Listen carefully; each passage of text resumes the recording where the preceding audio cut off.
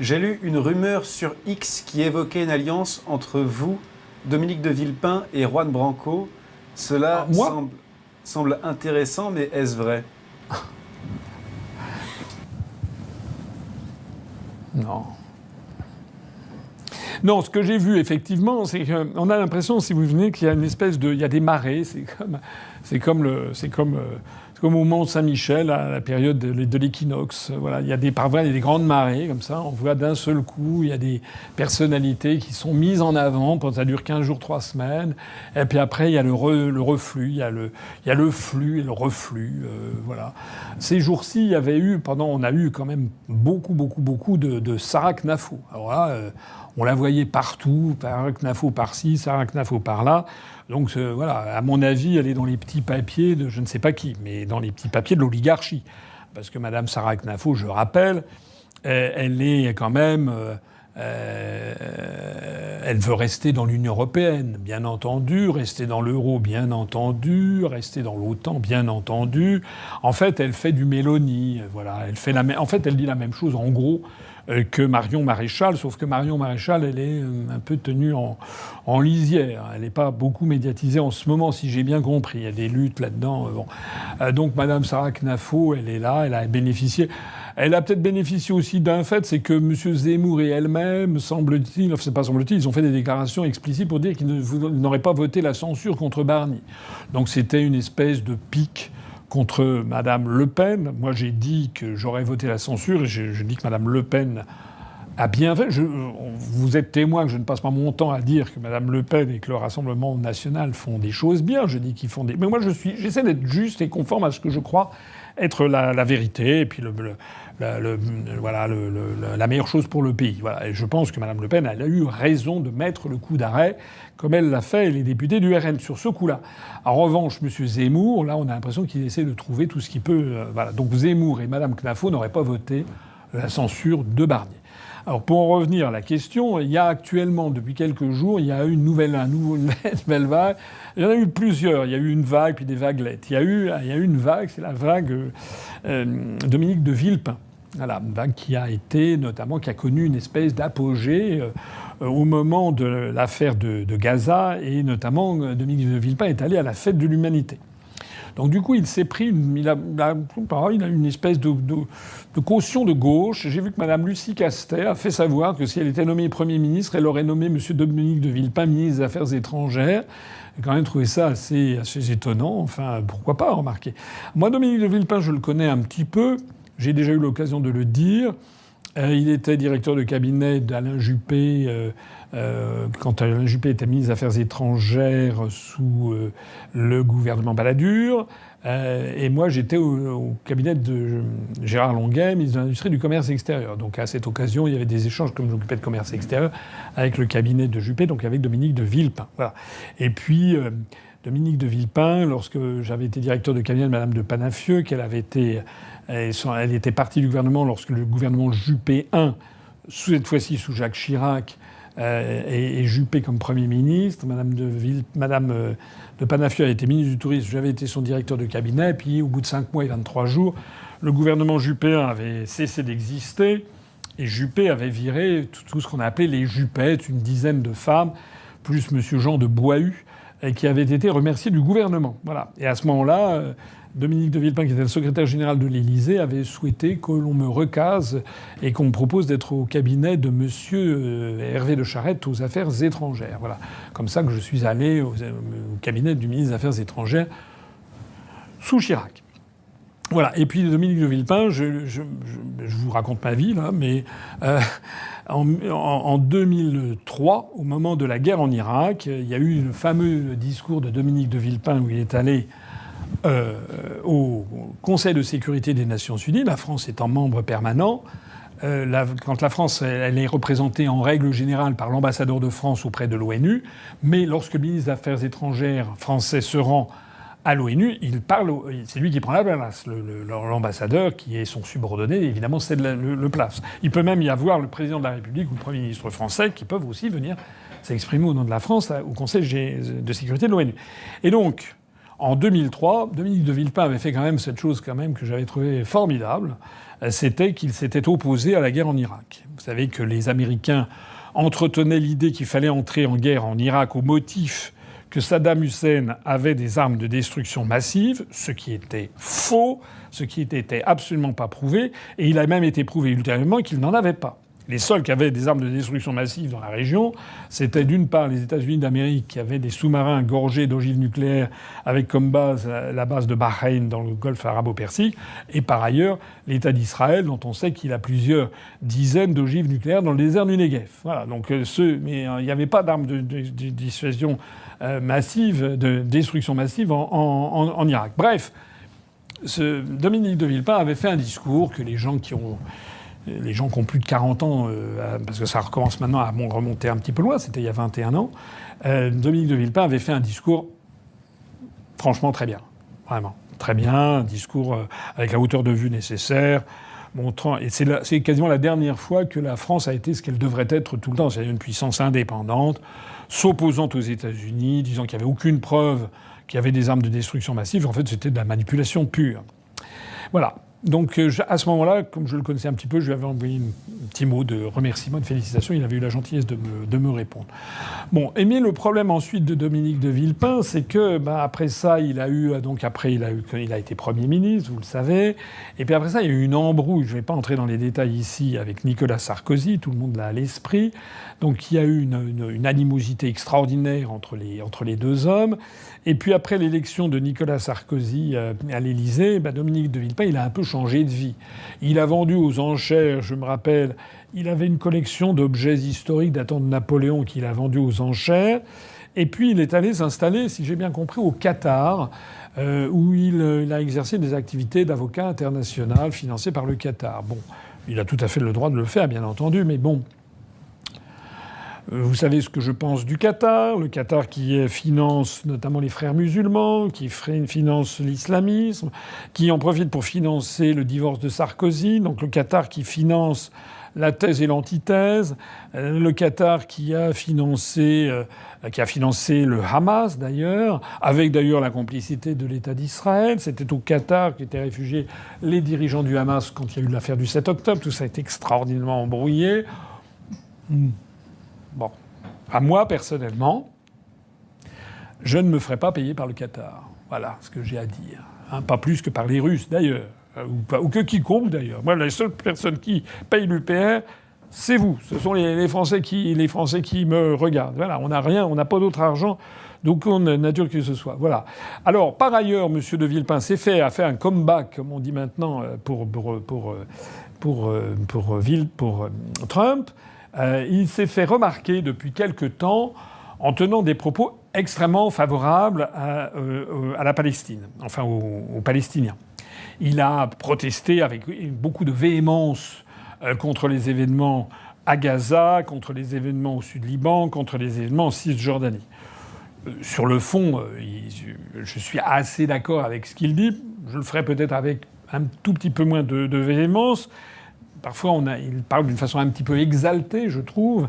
Et surtout, moi, ce que j'essaie de trouver, je l'ai dit, moi, je suis à mon niveau, hein, mais voilà, je suis à la tête d'un mouvement politique qui a quand même une certaine audience. Et moi, ce que je pense que nous devrions faire, c'est d'essayer de trouver une solution raisonnable. Voilà. J'ai déjà dit, je l'ai dit à Israël 24 News, où je suis invité maintenant presque régulièrement. J'ai déjà été invité 2 fois en un mois. Il faut trouver une solution raisonnable. Parce que nous, l'intérêt de la France, c'est quoi? L'intérêt de la France est un pays où nous avons, comme je l'ai déjà dit, entre 500 et 700 000 compatriotes français juifs. Où on a entre 5, 7 millions, certains disent 10 millions, je ne sais pas, compatriotes musulmans. Et où on a 60 millions à peu près restants qui ne sont ni juifs ni musulmans, dont je fais partie. Qu'est-ce que vous voulez que je vous dise? Si on veut la paix civile, il faut s'arranger pour qu'on ne mette pas de l'huile sur le feu pour favoriser un camp contre l'autre. C'est aussi simple que ça, je trouve.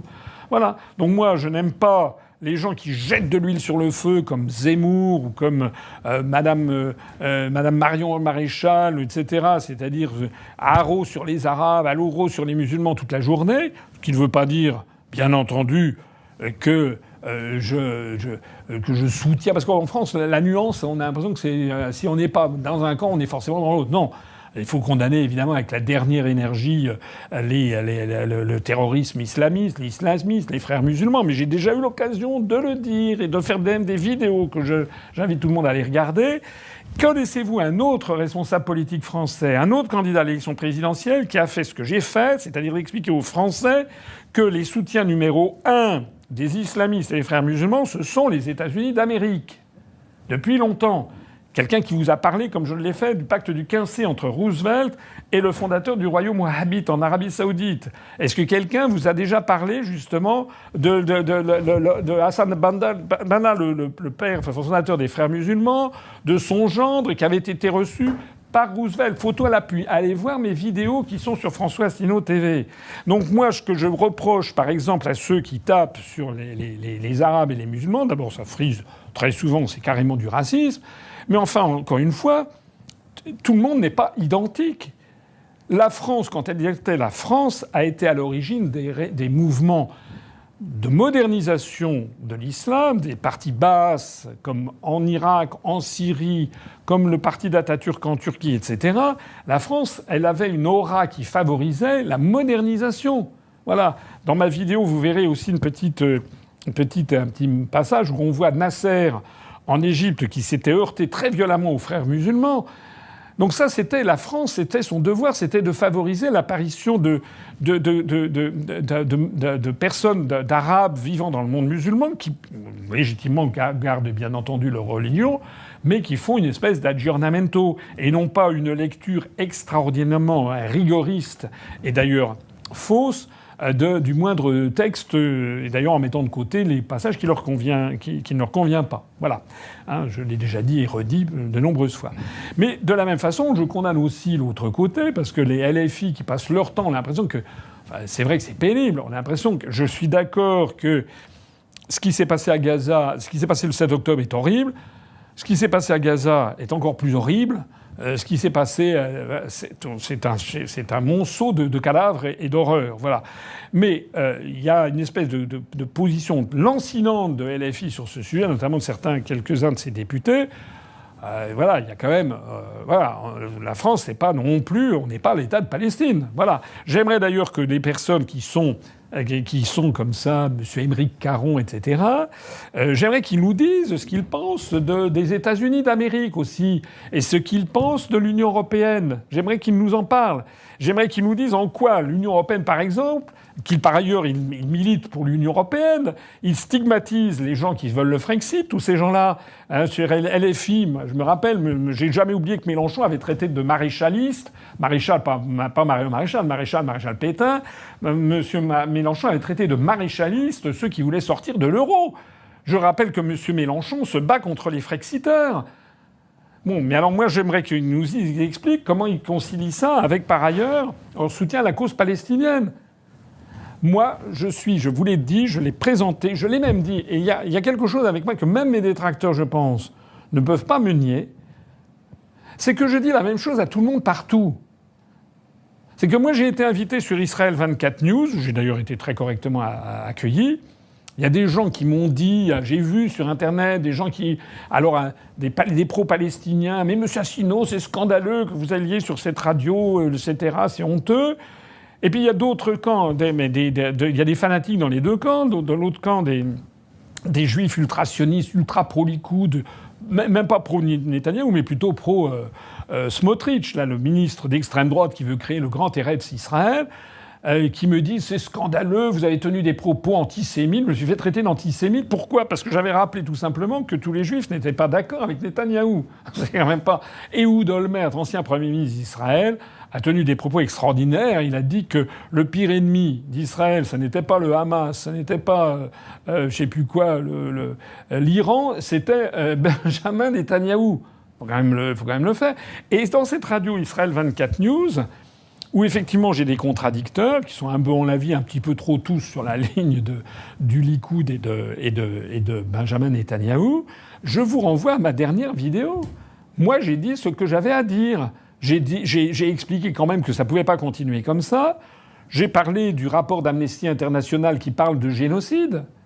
Il y en a beaucoup, vous pensez, des responsables politiques français qui vont sur Israël 24 News pour dire que l'État d'Israël commence à avoir une image épouvantable et que Amnesty International a parlé de génocide. Qui est-ce qui a le courage de faire ça? À part moi, j'en connais pas. Voilà, parce que vous avez d'un côté ceux qui disent « Ah non, je vais pas parler aux Israéliens, je vais pas parler à cette chaîne génocidaire », et d'autres, les autres qui me disent que je suis antisémite. Non, je pense même d'ailleurs je pense que les plus antisémites sont ceux justement qui soutiennent Netanyahou. Ça, c'est une pensée qu'il faudrait voilà, pour se donner un genre. Non, moi je suis pas antisémite. Voilà. Et simplement, je dis la vérité. La vérité, c'est ce que je crois être juste. Et j'ai dit et redit, je l'ai dit ici, dans une vidéo du 12 octobre 2023 que vous pourrez voir. Je l'ai dit. Sur TV Liberté, je l'ai dit sur je ne sais plus quelle radio ou télévision d'Internet, je l'ai dit à Israël 24 News, j'ai dit ce que je dis depuis des années, que la France, le rôle de la France sur ce sujet devrait être, d'une part, de reconnaître l'État palestinien. Et ça, j'ai pas attendu le 7 octobre, ça fait des années que je le dis. C'était dans mon programme en 2012. Excusez-moi, en 2017, mais même en 2012, j'ai pas pu être candidat, mais en 2017, allez revoir mon programme. C'est pas, moi, je ne varie pas en fonction des éléments, des événements. J'avais dit qu'il faut que la France reconnaisse l'État palestinien, comme d'ailleurs la Norvège. S'il y a eu les accords d'Oslo entre Yasser Arafat et Isaac Rabin sous l'autorité de Bill Clinton, c'était à Oslo. Pourquoi à Oslo? Parce que la Norvège reconnaît les deux États. Donc j'ai dit qu'il fallait reconnaître l'État palestinien, avec comme capitale Jérusalem-Est, qu'il fallait reconnaître, enfin ça c'est déjà fait, la France reconnaît depuis 1948 l'État israélien bien sûr, mais qu'il fallait reconnaître Jérusalem-Ouest comme capitale de l'État hébreu. Et arrêter avec cette fiction de Tel Aviv. Là pour le coup je suis d'accord avec Donald Trump. Alors il y a des gens qui se... Mais c'est bête en fait. Enfin, il faut être d'une mauvaise foi insigne ou alors d'une ignorance crasse. Jérusalem c'est quand même le foyer focal de l'espérance du monde juif depuis des millénaires, en fait. Donc il faut tenir compte des réalités, comme disait De Gaulle. Voilà. Et donc l'idée, pour essayer d'aboutir, c'est d'ailleurs le droit international positif que je dis.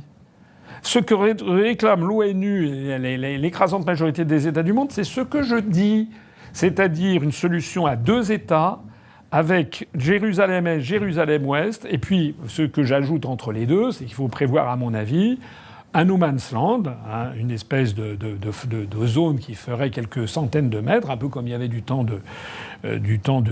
mur de Berlin, où il y aurait, avec des dispositifs électroniques, etc., et avec en permanence des soldats des forces de l'ONU, des casques bleus, qui seraient... Voilà. Et puis, avec des très grandes puissances qui superviseraient l'exécution de tout ça et qui seraient des garanties de sécurité. Voilà, c'est ce que j'apporte à l'édifice. Et bien ça, je l'ai dit devant tout le monde, devant vous. Je le dirai, je crois que je l'avais déjà dit sur Beurre FM, etc. Mais je l'ai dit aussi sur Israël 24 News. Voilà. Ah oui, alors du coup, excusez-moi. Tant pis, ça m'a permis de parler de l'actualité. Oui, au sujet de Villepin. Donc, alors le problème de Villepin, c'est qu'en plus de ça, non seulement il est maintenant, il est au Qatar, mais en plus de ça, j'ai vu des déclarations. Alors il est très pro-palestinien. Je pense qu'il gagnerait en stature d'homme d'État, si je peux me permettre, d'avoir un discours qui se rapproche du mien. Parce que faire des philippiques comme ça... ça vient pas de Édouard Philippe, hein, c'est ce qu'on appelle une philippique. Faire des protestations exaltées, théâtrales, c'est d'accord, mais ça fait pas avancer un petit peu Moi, mon souci, c'est d'essayer d'avoir quelque chose qui puisse rassembler les gens de bonne volonté de tous les camps. Voilà. Donc ça, je trouve que c'est un peu dommage. Et puis alors surtout, ce que j'ai vu dans ces dernières déclarations, c'est que Dominique de Villepin, il est devenu ultra-européiste. Il estime que l'Europe doit jouer un rôle beaucoup plus important, que l'Union européenne ci, que l'Union européenne ça. Alors là, je suis désolé. Non. Voilà. Il faut quand même que les gens se mettent un truc dans la tête. Ça, c'est quelque chose qui me tient à cœur. On ne peut pas, en France, à la fois se plaindre que les responsables politiques sont des traîtres et trahissent les votes des électeurs, Et en même temps, moi, par exemple, me dire « Ah, mais il faut faire alliance avec des gens... » Je ne vais pas faire alliance avec des gens qui pensent le contraire exact de ce que je pense et de ce que je fais. J'ai créé un parti politique où il est marqué dans le... C'est pas un programme qui change comme ça. C'est un parti politique, c'est inscrit dans ses gènes, dans son ADN, comme on dit maintenant. Dans ses gènes, c'est marqué... J'ai déposé ça à la préfecture de police de Paris, que l'objet de l'UPR, c'est de sortir de l'Union européenne, de l'euro et de l'OTAN. Voilà. Bon, donc je vais pas faire une alliance avec quelqu'un qui chante les louanges de l'Union européenne. Parce qu'au bout du compte, ça serait quoi ? Les gens qui auraient voté pour moi disent « Ah bah ça y est, il est comme les autres ». Alors voilà. Donc alors il y a des gens qui disent « Ah, il est trop sectaire ». Non, je ne suis pas trop sectaire. Le même reproche avait été fait à De Gaulle, j'ai déjà cité son fameux discours du 18 juin 1942 à l'Albert Hall pour célébrer le 2e anniversaire du discours du 18 juin 40, où De Gaulle dit « On dit de nous souvent que nous sommes trop intransigeants, etc. Mais qu'est-ce serait devenue la France, dit-il, si Jeanne d'Arc, si Danton, si Clémenceau avaient voulu transiger. » Voilà. Il disait, De Gaulle, nous sommes trop faibles, nous, la France libre, nous sommes trop faibles pour pouvoir transiger. Il disait également que la voie droite, c'était celle qui menait à la victoire. Assez de ces combinations, de ces trucs d'arrière-cuisine, où on ne sait plus qui fait quoi, on dit une chose et son contraire, où les gens n'y comprennent plus rien. Les Français ne supportent plus ça. Voilà. Donc moi, tout le monde peut en être témoin, depuis 17 ans et 9 mois, bientôt 18 ans, eh bien, nous disons la même chose, le même programme, sans variété. Et d'ailleurs, tous les événements nous donnent raison. Voilà. Donc moi, j'aime bien M. de Villepin. Si M. de Villepin évoluait sur la question européenne, pourquoi pas ? Mais enfin, je rappelle aussi que M. de Villepin, ça va, il a changé de vie. Enfin, il est avocat, il est au Qatar. Je rappelle aussi qu'en 2010, il me semble, il avait déjà créé un parti politique, M. de Villepin. Il l'avait créé, je crois, donc 3 ans après que j'avais créé l'UPR. Voilà, moi, j'ai créé l'UPR le 25 mars 2007. M. de Villepin a créé son mouvement politique qui s'est appelé République solidaire. Il l'a créé en 2010, je crois. Et puis, il a mis la clé sous la porte en 2012. Voilà. Donc, il n'a pas... Parce que, permettez-moi quand même de le souligner aussi, la situation, elle est très grave, la situation de la France. Les Français, ils ont besoin de quelqu'un qui ne soit pas un velléitaire. Les Français, ils ont besoin d'avoir à la tête de l'État quelqu'un qui soit têtu comme une mule, arc-bouté sur ce qu'il veut, comme De Gaulle l'a été pendant toutes les années de la Seconde Guerre mondiale. De Gaulle, il a lutté pied à pied contre les Anglais, contre les Américains. Il a lutté pied à pied pour défendre les intérêts de la France. On disait de lui qu'il était pas assez souple. Voilà. Il y avait des gens qui voulaient lui faire une alliance avec je sais pas qui, avec des pétainistes. Mais non, la situation était beaucoup trop grave. Voilà. Donc là, c'est pareil, si vous voulez. Qu'est-ce que je serais si, par exemple, moi j'ai créé le parti en 2007. Je peux vous dire que les débuts, c'était pas grandiose. C'était horriblement compliqué. Enfin, c'était très, très, très, très difficile. Médiatisation zéro. On avait rien, en fait. Bon, il y a eu quelques dizaines de personnes qui m'ont rallié, mais bon, c'était des amis. Parfois, ils étaient à moitié convaincus, d'ailleurs, par ce que je disais, mais c'était plutôt par amitié. Ben, voilà. Et depuis, il y a eu des hauts et des bas, comme dans tout parti politique. Il y a eu quand même... je ne vais pas raconter toutes les histoires qu'il y a eu à l'UPR, mais il y a eu des moments où on a quand même on a accusé le coup. Le pire moment a été au moment de la tentative de putsch en 2020, sur lequel l'histoire reste encore à écrire, mais ça, je vous promets que vous aurez, le moment venu, des éléments d'information qui vous intéresseront. Mais vraiment, voilà, il faut tenir bon. Il faut tenir bon. Il ne faut pas se laisser... Voilà. Donc moi, ce que je vois, c'est que M. de Villepin, il avait créé un truc République solidaire. Il avait eu droit à des médias extraordinaires. Et puis, pouf, voilà. Ça n'a rien donné. Il n'a pas poursuivi. Il n'est pas le seul. Madame Michèle Alliot-Marie, elle avait créé un truc comme ça qui s'appelait je ne sais plus comment. Après, elle avait créé Le Chêne, un truc comme ça. Ça a fait plof. Il y avait comment, M. Larouturou, il avait créé... Il y avait quoi? Il y avait Nouvelle Donne et Nous Citoyens. Je confonds toujours les deux parce qu'il y avait un milliardaire qui s'appelait M. Denis Père, avec un Y, et il y avait M. Larouturou qui avait créé... Nouvelle Donne, c'est qui? Voilà, Larouturou qui avait créé Nouvelle Donne, et M. Denis Père qui avait créé Nous Citoyens. Ils avaient eu droit à une promotion dans les 3 mois avant les élections européennes de 2014. Nous, on existait depuis 7 ans, on se présentait, on avait droit évidemment à pratiquement rien. Et là, d'un seul coup, ils avaient droit à tous les médias. Ils avaient d'ailleurs fait un score qui était supérieur au nôtre, ils avaient fait 2%, ce qui n'était pas beaucoup compte tenu de l'ampleur médiatique. Et puis, bon, plus rien. Pourquoi? Parce qu'ils n'ont pas de colonne vertébrale. Et puis surtout parce qu'ils passent à côté de la vérité. Il y a ce beau proverbe que vous connaissez. Le mensonge prend l'ascenseur, la vérité prend l'escalier. Voilà. Donc moi, j'ai vu des tas de gens prendre l'ascenseur. Hein. Sans arrêt, des gens qui prennent l'ascenseur, parce qu'il y a de l'ascenseur médiatique. Ils sont montés comme ça, d'un seul coup, on les met au pinacle. Et moi, je vois des gens qui nous suivent, qui disent « Mais alors nous, qu'est-ce qu'on devient ?» etc. Parce que nous, on marche, on monte l'escalier comme ça, pas à pas. Voilà. Sauf que les gens qui ont pris l'ascenseur, ils ont rien à dire, en fait.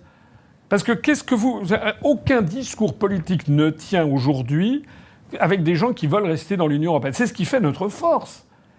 Pourquoi il y a tellement de gens... En ce moment, je n'exagère pas, je suis abordé tous les jours dans la rue par des gens qui me disent de continuer, qui me félicitent. En ce moment, nos idées progressent. C'est normal, d'ailleurs, quand on voit le désastre. Quand on voit le désastre ambiant. Qu'est-ce qu'il a à dire, M. Bayrou? C'est quoi son projet, son programme politique? C'est quoi? C'est quoi, en fait? Et qu'est-ce qu'a à dire Mme Lucie Castet ou M. Édouard Philippe ou M. Bardella, dans la mesure où ils veulent tous rester dans l'Union européenne, et ils seront tous comme ça. Ils seront obligés de passer par sous les fourches caudines des États-Unis d'Amérique et de la Commission européenne. Et ceux qui vous promettent, non mais nous, on va changer le truc, on veut supprimer la commission... Ça, c'était le gag de Nicolas Dupont-Aignan. Moi, mon programme, c'est de supprimer la Commission européenne. Oui, très bien, d'accord, ok. Petit détail, il faut quand même l'accord des 26 autres États. Petit détail, l'accord unanime des 26 autres États. Donc ça n'aura jamais lieu. Donc en fait, ils se moquent de vous.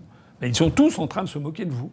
Voilà. Moi, je l'ai dit et je leur ai dit, je veux toujours dire ce qui est la vérité, parce qu'on ne s'en sortira pas si on table sur l'ignorance des Français pour leur raconter ça. Vous savez, ça aurait été beaucoup plus facile pour moi depuis des années de dire oui, moi je suis pour une autre Europe, etc. Là, je serais passé dans les médias, ça n'aurait pas été difficile, mais ça aurait été faux.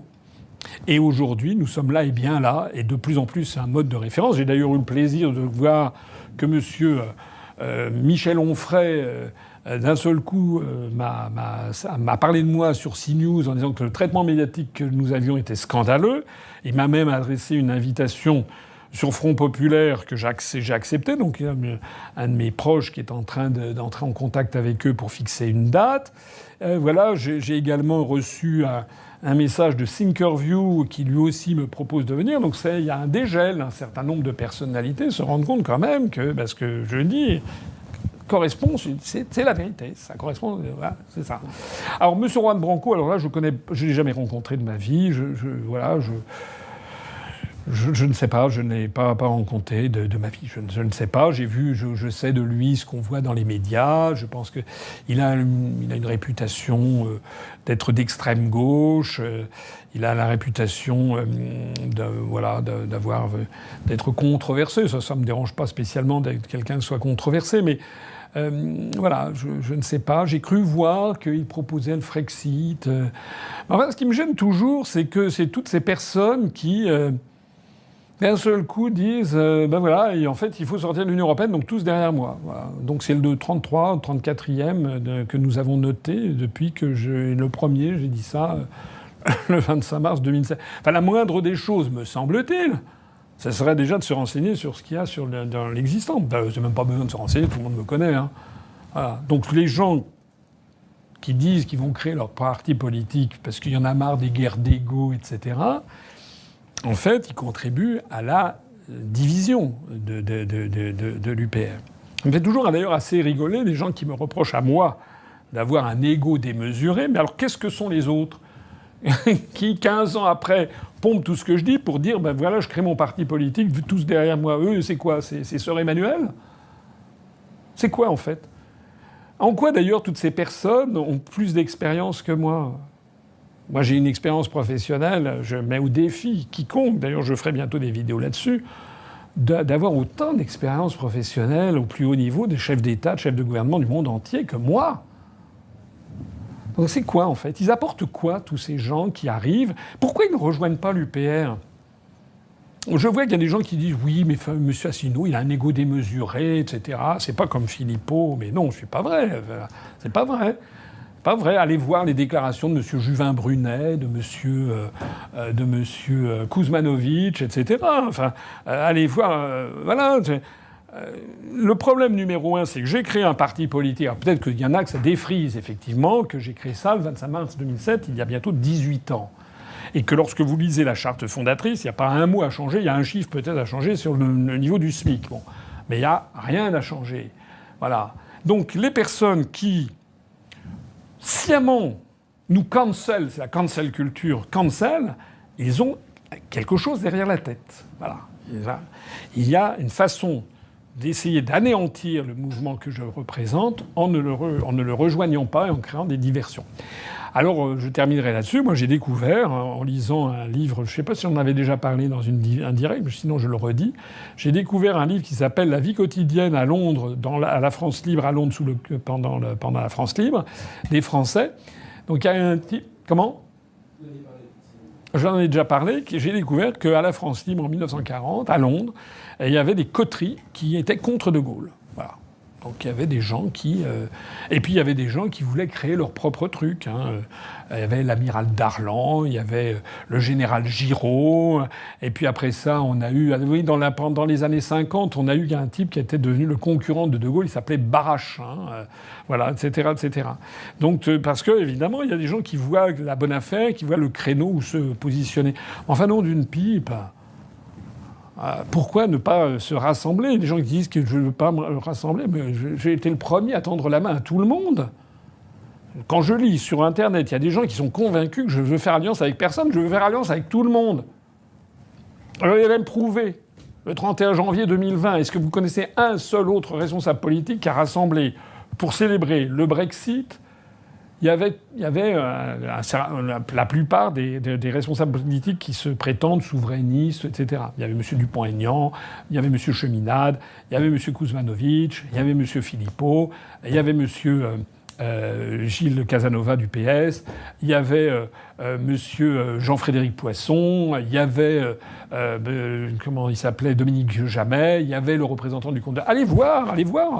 Et suite à ça, qui étaient pour moi les prémices d'un rassemblement, tout le monde m'a dit ciao et chacun a présenté sa candidature. Voilà. C'est ça la vérité. Donc, s'agissant de M. Juan Branco, je ne sais pas quel est son programme. Je ne sais pas, voilà. Mais même si M. Juan Branco, il le souhaite, moi je l'invite ici à venir à UPR TV, tiens. Je l'inviterai, comme M. Dominique de Villepin. Je les ai d'ailleurs... Enfin, Juan Branco, je ne crois pas qu'on nous l'ayons déjà invité, mais là, je lui lance une invitation. S'il veut venir, moi, je l'invite sur UPR TV. Et puis, M. Dominique de Villepin, pareil, je veux bien l'inviter, qu'on discute. Voilà, qu'est-ce qu'on fait maintenant? Je suis tout à fait d'accord. Voilà.